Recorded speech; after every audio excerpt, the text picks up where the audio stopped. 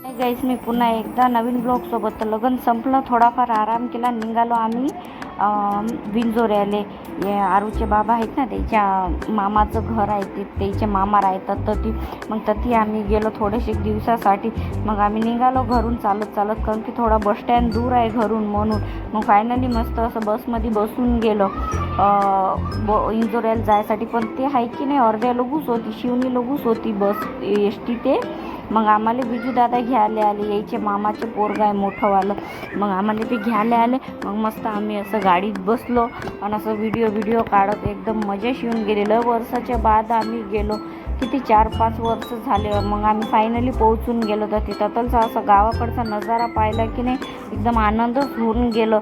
मी तर एकदम पुऱ्या जागी हिंडली, एवढ्या वर्षाच्या बाद गेली. आणि हे डाव करूनच झोपली, गाडीतच झोपली होती ते. मग मस्त तिला असं झोपू दिलं. मी आता एकदम हॅपी आणि खुशच होऊन गेली मी. मग भूक लागली तर ती असं पोचलो. मग मस्त असं जेवण वगैरे केलं, लयच भूक लागली होती. अशी पुरी फॅमिली सोबत होती ना, मजा येऊन गेली. वर्षाच्या बाद आम्ही भेटलो ना, म्हणून मग मस्त जेवण वगैरे केलं. आणि नळ आले तर हे आमची आरू अशी टपात बसून गेली. ते पाणी पाहिलं की एकदम मस्ती शिवून जाते. पाणी तिचं ते एकदम दोस्तानाच आहे पक्का.